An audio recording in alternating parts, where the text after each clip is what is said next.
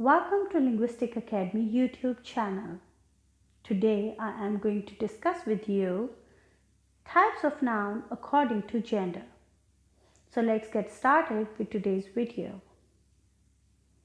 In previous video I had discussed with you in detail what a noun is, but now I am going to summarize the whole idea in few points. Just like that, noun is one of the parts of speech in English language and is used most commonly in our everyday speech. Moreover, it tells us about something that may or may not have physical existence. It identifies names of person, place, thing, animal, action, quality, or idea. We had studied that it may refer to a specific thing or a set of similar items as it is done in collective nouns. Moreover, two or more words can also work as one noun altogether, as in case of compound nouns. Noun overall talks about names of something, but it is not a semantic category because it doesn't talk about meaning of something. And finally, it is mainly classified as proper and common noun, though there are many other types of noun as well, like abstract noun, concrete noun, collective noun, compound noun, countable and uncountable noun. Since this video of Linguistic Academy is about types of noun according to gender, therefore my whole focus will be on gender in noun. But before that, I need to tell you what a gender actually is. Gender is a category as many other categories like number, case, or apposition, etc. These are basically some characteristics that are assigned to some categories according to their behavior, choices, and roles. It tells whether a noun is masculine, feminine, or neuter according to its usage. It's really important to tell you that most nouns appear to be neuter unless they clearly refer to something male or female, while normal nouns do not reflect their gender unless they are substituted with a pronoun. For example, the hero belongs to royal family. He owns many states. Now the word the hero can be male or female. We are not sure about it, but we come to know that the person is talking about a male hero because there is a pronoun he following the sentence. According to gender, noun is classified into four categories: masculine, feminine, neuter, and common. Now I am going to elaborate them one by one. Masculine gender.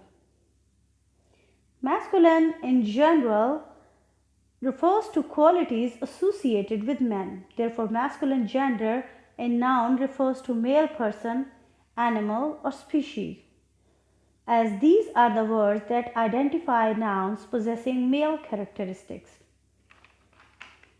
But there are also some nouns that do not express their gender clearly. They are also used as masculine nouns. Personified nouns, that are non-living things that represent human qualities, are also assigned masculine gender if they are remarkable in their strength, power, or if they possess violent nature. For example, prince, lion, actor, hero, the sun, time, host, stallion, rooster, steward, writer. In all these examples, actor is assigned to be masculine, though it can be used for female. But in the same way, the sun is personified to be male due to its power and strength. Feminine gender. Feminine in general refers to qualities associated with women, while feminine gender in noun refers to a female person, animal, or species, because these are the words that identify nouns possessing female characteristics. In some cases, female genders are not identified unless they are followed by a pronoun for the female gender or unless they are modified with a determiner. Personified objects are also associated with female gender if they possess remarkable beauty, gentleness, or gracefulness. Sometimes heavy machineries like ships, etc., are also associated with female gender, though they are neuter just as an act of kindness or being affectionate. For example, Lady Diana, witch, princess, the earth, Titanic, Signora, milkmaid, hen, cow. Now, Titanic is personified to be a female because it is huge and we are showing affection to it. While Lady Diana, witch, princess, these are already female nouns. Nature and the earth is said to be female because they are remarkable in their beauty and their gracefulness. Neuter gender. Neuter gender has been introduced into English language as neutral gender. In other words, it is a gender that is neither masculine nor feminine because it refers to inanimate objects. Inanimate objects are the objects that have no feminine or masculine property. They are neutral as third gender. Since masculine and feminine are properties of living things, neuter gender mostly includes lifeless things, or it includes formless or inert objects. Formless objects are the objects that do not have proper shape, like wind, water, and inert objects are the objects that are immobile or motionless. Another important thing is worth mentioning here is sometimes neuter gender are assigned to be male or female, but it only happens when they are personified. For example, pen, car, books, pencil, chair, water, wind, tree, canal, etc. All these are lifeless, but water, wind, tree, and canal can become masculine when we use them in poetry or by personifying them. Common gender. Common gender noun refers to both genders, as this gender applies to those who possess either sex. Or we can say that the nouns that possess both male or female characteristics. In easy way, they behave the same way for both genders.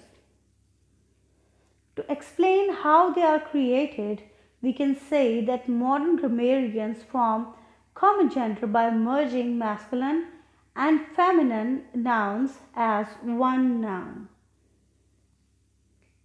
That is why they are only used for living things. For example,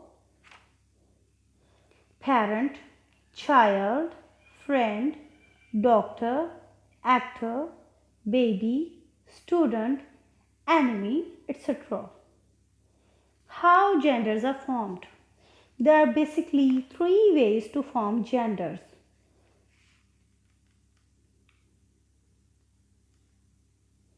Number one, we use entirely different words for masculine and feminine nouns. For example, boy, girl, father, mother, gentleman, lady, king, queen, wizard, witch, bull, cow, drone, bee. Now you can see that all the words for masculine are different and they have no in scene relationship with feminine genders. So, this is the first method of changing masculine gender into feminine gender. The second method is by adding syllable with it, like sasa, etc. etc. For example, actor, actress, hunter, huntress, mayor, mayoress, hero, heroine, sultan, sultana, senior, senora, waiter, and waitress. Now, there are two things that are worth mentioning in here. You can see in some words from the masculine we are omitting the final vowel sounds, while in some masculine words we are not omitting the final vowel sounds before adding syllable to it. The third way of changing masculine to feminine is by placing a word before or after that. For example, grandfather, grandmother. As you know, the feminine for father is mother, so we are going to add grandfather to and grandmother. Milkman, milkmaid. Salesman, saleswoman. Landlord, landlady. Manservant, maidservant. Washerman, washerwoman. Peacock and peahen.